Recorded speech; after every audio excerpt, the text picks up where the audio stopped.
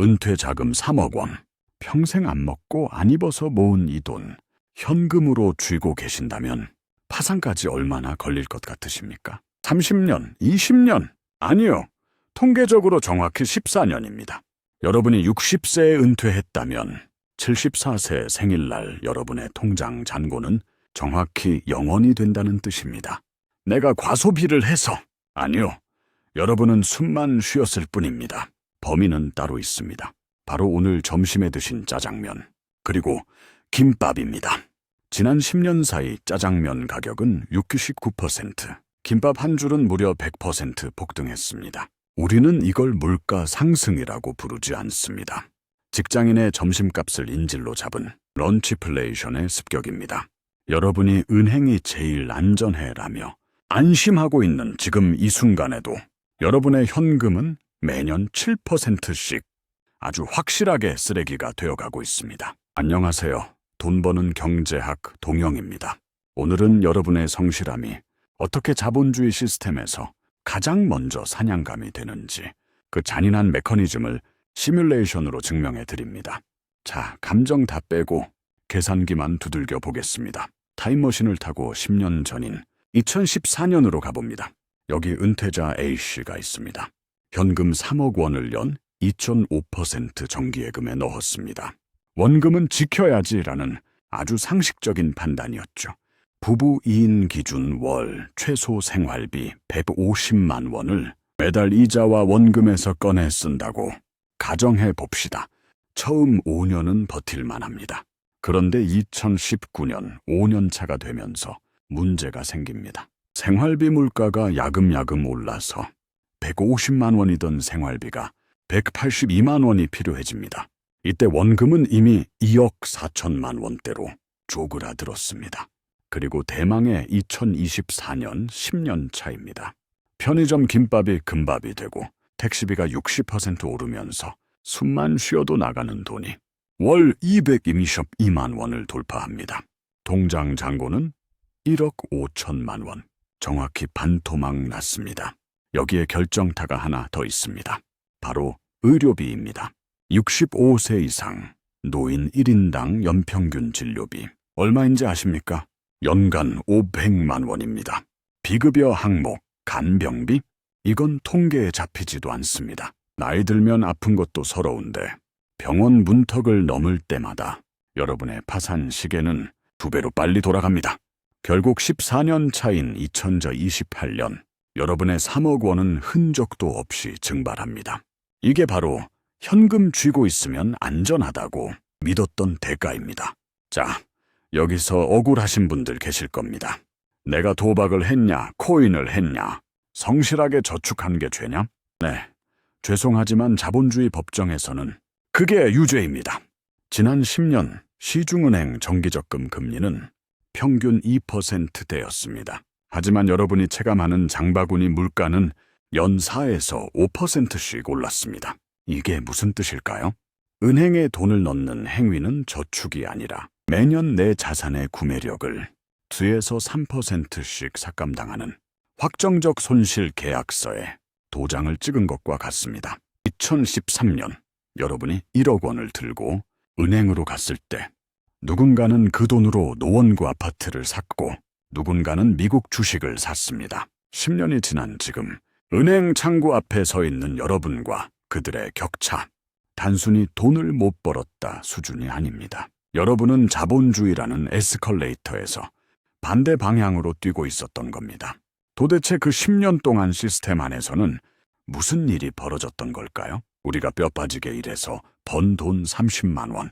이걸 어디에 뒀느냐에 따라 4천만 원이 되기도 하고 9천만 원이 되기도 했습니다. 그 충격적인 성적표 2부에서 낱낱이 공개합니다. 자, 감정을 빼고 결과값만 확인해 봅시다.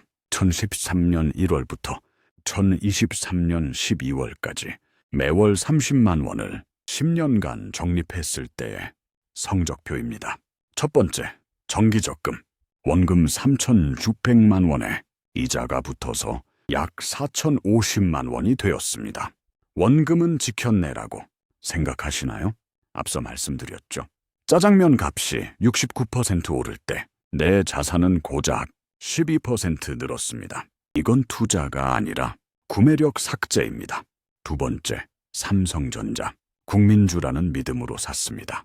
결과는 약 5,460만 원. 적금보다는 낫습니다. 하지만 지난 10년 9만 전자 외치며 고점에 물리신 분들, 반토막 난 계좌 보며 겪은 심리적 고통값을 뺍시다. 과연 남는 장사였을까요? 세 번째, 미국 S&P 500. 결과는 약 8,800만 원. 원금 대비 수익률 144% 이상. 삼성전자의 1.6배, 적금의 2.2배입니다. 여기서 질문이 생깁니다. S&P 500 좋은 거 나도 들어는 봤어. 근데 왜 나는 적금을 들고 삼성전자를 샀을까? 여러분이 무지해서가 아닙니다. 여러분의 뇌가 그렇게 시켰기 때문입니다. 진화심리학적으로 인간의 뇌는 2025년의 자본주의가 아니라 10만 년 전 사바나 초원에 최적화되어 있습니다. 첫째, 손실 회피 편향입니다. 우리 뇌의 편도체는 이득의 기쁨보다 손실의 공포를 3배 더 크게 느낍니다. 원시시대에 사과 하나 줍는 건 기쁨이지만 사자에게 물리는 건 죽음이었으니까요. 그래서 여러분은 수익률보다 원금 보장이라는 내 글자에 본능적으로 꽂힙니다. 인플레이션이라는 독이 내 자산을 죽이는 건 감지하지 못하고 당장 눈앞에 빨간불만 피하려고 예금이라는 벙커로 숨어버린 겁니다. 그게 가장 위험한 선택인 줄도 모르고 말이죠. 둘째, 도파민 예측 오류와 모순된 소비입니다. 이런 경험 있으시죠? 밤 11시 배달 앱을 켰습니다. 치킨값 28,000원, 배달비 3,000원이 아까워서 가게 목록을 10번도 더 내렸다 올렸다 합니다. 쿠폰 없나 뒤지고 리뷰 이벤트 확인하고 그 3,000원 아끼겠다고 20분을 고민합니다. 그런데 바로 그 손가락으로 주식 앱을 켭니다. 삼성전자 혹은 알트코인. 계좌에는 마이너스 300만 원이 찍혀 있습니다. 이상하게도 아무런 감각이 없습니다. 그냥 멍하니 바라보다가 언젠간 오르겠지 하고 덮습니다. 치킨값 3만 원에는 벌벌 떨면서 수백만 원 삭제된 계좌 앞에서는 무감각해지는 이 기이한 현상. 이게 바로 도파민의 장난입니다. 우리 뇌는 지루한 지수보다 급등락하는 변동성에서 오는 짜릿한 예측 오류를 즐깁니다. 여러분이 투자를 한 게 아니라 뇌가 도파민 쇼핑을 한 겁니다. 셋째, 홈 바이어스의 함정입니다. 우리는 익숙한 것을 안전하다고 착각합니다. 삼성전자가 망하겠어? 그래도 한국 부동산이지. 하지만 데이터는 냉정합니다. 미국 S&P 500이 기업 성장과 달러 가치 상승이라는 이중 엔진을 달고 날아갈 때 여러분의 자산은 박스권 코스피와 원화 가치 하락이라는 늪에 빠져 있었습니다. 여러분이 애국심으로 국내 자산만 고집하는 동안 글로벌 자본은 더 효율적인 곳으로 냉혹하게 이동했습니다. 이것은 여러분의 잘못이 아닙니다. 익숙한 곳에 머무르려는 부족 본능이 자본의 속도를 따라잡지 못했을 뿐입니다. 자, 그렇다면 S&P 500 투자한 승리자는 행복할까요? 여기에 자본주의에 진짜 공포가 숨어 있습니다. 가장 성공적인 투자를 해서 8,800만 원을 만들었다고 칩시다. 10년 전 3억 원 초반이었던 노원구 아파트가 지금 얼마일까요? 7억 원에서 8억 원입니다. 예금한 사람은 아파트 현관문도 못 들어가는 수준이고 S&P 소소백 투자자도 기껏해야 화장실 하나 정도 살 수 있습니다. 이게 무슨 뜻일까요? 자본소득이 아무리 빨라도 한국의 부동산 인플레이션이라는 괴물을 따라잡기엔 역부족이었다는 겁니다. 성실하게 저축한 사람은 벼락거지가 되었고 똑똑하게 투자한 사람조차 내 집 마련의 문턱에서 좌절합니다. 도대체 대한민국이라는 시스템은 어디서부터 꼬인 걸까요? 우리가 OECD 노인 빈곤율 1위라는 불명예를 안게 된 진짜 이유, 단순히 돈이 없어서가 아닙니다. 우리의 자산이 돌덩이에 묶여있기 때문입니다. 그 끔찍한 구조적 결함, 3부에서 파헤칩니다. 2025년이 저물어가는 지금 대한민국이 전 세계에서 여전히 압도적 1위를 놓치지 않고 있는 지표가 있습니다. K컬처 반도체? 아닙니다. 바로 노인 빈곤율입니다. 올해 발표된 확정치도 40연세 4%. 미국의 2배, 잃어버린 30년을 겪은 일본보다도 여전히 2배가 높습니다. 2026년을 코앞에 둔 지금도 길거리를 지나가는 어르신 10명 중 4명은 최저 생계비조차 없이 살고 있다는 뜻입니다. 자, 여기서 날카로운 반론이 들어옵니다. 그거 다 젊었을 때 흥청망청 써서 그런 거 아니냐?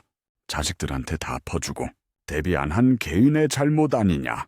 일각에서는 이 통계를 두고 노인 세대의 금융문맹과 나태함을 질타하기도 합니다. 하지만 시스템 분석가로서 저는 이 주장에 정면으로 반박합니다. 대한민국의 베이비 부모와 X세대는 전 세계에서 가장 노동시간이 길었고 가장 성실하게 저축했습니다. 범인은 사람이 아니라 지난 10년간 그들이 돈을 담아둔 그릇에 있습니다. 2025년 12월 현재 한국 가계 자산의 75%는 여전히 부동산, 즉 비금융 자산에 묶여 있습니다. 이게 얼마나 기형적인 수치인지 아십니까? 미국은 금융자산 비중이 70%를 넘어섰습니다. 오직 한국만 전 재산을 콘크리트 덩어리에 묻어두고 2026년을 맞이하려 합니다. 이것이 바로 하우스 푸어의 역설입니다. 은퇴자 김 씨는 시가 10억 원짜리 서울 아파트에 삽니다. 서류상으로는 자산가죠. 하지만 당장 이번 달 관리비 40만 원, 병원비 50만 원 낼 현금이 없습니다. 10억 자산가가 점심값을 아끼려고 편의점 도시락을 먹습니다. 왜냐고요? 아파트는 거대한 저금통이지만 깰 수가 없기 때문입니다. 당장 쌀이 떨어진다고 해서 화장실 타일 한 장 떼어다 팔 수 있습니까? 유동성이 제로인 자산. 이건 노후 대비 자산이 아니라 세금과 관리비를 빨아먹는 거대한 하마일 뿐입니다. 10여 년 전 일본 NHK가 방영해 충격을 주었던 노후 파산을 기억하십니까? 당시 일본의 단카이 세대가 겪던 비극이 2025년 지금 한국의 506금 세대에게 소름 끼치게 똑같이 재현되고 있습니다. 그런데 더 무서운 사실은 1226년의 한국은 일본보다 상황이 훨씬 심각하다는 겁니다. 일본 노인들은 그나마 빚은 없었습니다. 현금도 꽤 쥐고 있었죠. 하지만 지금 한국의 은퇴자들은 어떻습니까? 세계 최고 수준의 가계부채라는 시한폭탄을 안고 은퇴했습니다. 금리가 조금만 흔들려도 이자 비용 때문에 파산하는 구조입니다. 여기에 구조적 고립이 더해집니다. 여러분은 부모를 부양한 마지막 세대이자 자녀에게 부양받지 못하는 첫 세대로 남게 되었습니다. 부모님 간병비 대느라, 자녀 결혼 자금 대느라 정작 본인의 노후 곶감은 다 빼먹었습니다. 국가가 주는 국민연금 2025년 물가를 고려하면 용돈 수준에도 못 미칩니다. 인정하십시오. 2025년 연말 여러분이 가난함을 느끼는 건 노력이 부족해서가 아닙니다. 깔고 앉은 집이 내 노후를 책임져 줄 것이다 라는 20세기적 신화, 그리고 현금이 제일 안전하다는 은행의 가스라이팅, 이 두 가지 시스템적 오류가 결합하여 여러분을 벼랑 끝으로 몰아넣은 겁니다. 부동산 불패 신화는 2020년대와 함께 끝났습니다. 이제는 인정해야 합니다. 유동성이 없는 자산은 자산이 아닙니다. 그건 족쇄입니다. 그렇다면 2026년 새해 우리는 이 무거운 족쇄를 어떻게 풀어야 할까요? 평생 모은 집 한 채를 지키면서 굶어 죽을 것인가? 아니면 과감하게 시스템을 바꿀 것인가? 지금 당장 실행할 수 있는 생존을 위한 구조조정 전략, 그 구체적인 해법을 4부에서 제시합니다. 감정은 버리고 이성으로 따라오십시오. 자, 분석은 끝났습니다. 이제 생존할 시간입니다.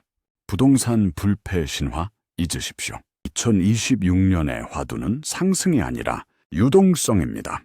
깔고 앉은 집값이 10억이든 20억이든 당장 마트에서 쓸 수 없다면 그건 장부상의 사이버 머니일 뿐입니다. 가장 먼저 해야 할 일은 강제적 현금화입니다. 만약 집 한 채가 전 재산이라면 선택지는 하나입니다. 바로 주택연금입니다. 내 집을 어떻게 은행에 넘겨? 아직도 이런 상속의 미덕을 가지고 계십니까? 죄송하지만 자녀들은 여러분의 집을 원하지 않습니다. 그들이 원하는 건 부양 부담 없는 여러분의 독립성입니다. 국가가 보증하는 이 제도를 통해 죽어있는 콘크리트 덩어리를 매달 통장에 꽂히는 월급으로 바꾸십시오. 이것은 패배가 아니라 유동성이 없는 자산을 현금 흐름으로 전환하는 금융공학적 승리입니다. 만약 아직 은퇴 전이라면 더 공격적인 구조조정이 필요합니다. 탈서울과 다운사이징, 서울 아파트를 고집하며 대출 이자 허덕이는 것은 자살 행위입니다. 과감하게 매도하고 수도권이나 지방으로 이주하여 차액을 만드십시오. 그리고 그 돈을 어디로 보내야 할까요? 앞서 데이터로 증명했듯 한국이 아닌 글로벌 1등 시스템, 미국에 태워야 합니다. 달러를 벌어다 주는 S&P 500 ETF 혹은 배당을 꼬박꼬박 주는 배당 성장주 같은 것들 말이죠. 이것들을 모아가는 것은 단순한 주식 투자가 아닙니다. 여러분의 자산을 원화 가치 하락과 부동산 리스크로부터 격리시키는 자산 망명 절차입니다. 마지막으로 이미 감당할 수 없는 빚으로 시스템의 바닥까지 추락한 분들에게 드리는 선물입니다. 이건 위로가 아닙니다. 법이 정해놓은 비상 탈출구입니다. 혼자 골방에서 소주 마시며 자책하지 마십시오. 기업이 경영에 실패하면 법정 관리를 신청하듯 개인도 시스템을 이용해 부채를 탕감받을 권리가 있습니다. 신용회복위원회 전화 1695-2부 연체 전이라도 이자율 조정과 상환기간 연장이 가능합니다. 그리고 법원 개인회생 제도, 감당 못할 빚을 법적으로 탕감해주는 제도입니다. 이건 낙인이 아닙니다. 국가가 제공하는 패자부활전 티켓입니다. 쪽팔려서 어떻게 해? 아니요. 가장 부끄러운 건 시스템을 몰라서 사랑하는 가족까지 고통받게 두는 것입니다. 메모하십시오. 그리고 내일 당장 전화하십시오. 그것이 가장 이성적인 가장의 태도입니다. 지난 20분간 우리는 10년의 데이터를 통해 잔인한 진실을 마주했습니다. 열심히 일해서 저축하는 것, 즉 노동의 성실함만으로는 절대 가난을 피할 수 없다는 사실 말입니다. 이제 성실함의 정의를 바꾸십시오. 아침 일찍 출근해서 야근하는 것만이 성실함이 아닙니다. 내 소중한 자산이 어디서 어떻게 일하고 있는지 감시하고 게으른 자산을 해고하고 유능한 자산을 고용하는 것, 즉 자본 배분의 성실함을 갖추는 것만이 2026년 이후의 대한민국에서 여러분을 지켜줄 유일한 무기입니다. 시스템을 탓하지 마십시오. 대신 시스템을 이용하는 포식자가 되십시오. 선택은 여러분의 몫입니다. 오늘 영상이 유익하셨나요? 돈 버는 경제학 동영이었습니다. 더 좋은 콘텐츠를 만드는데 여러분의 구독과 좋아요는 큰 힘이 됩니다. 다음 시간에 뵙겠습니다.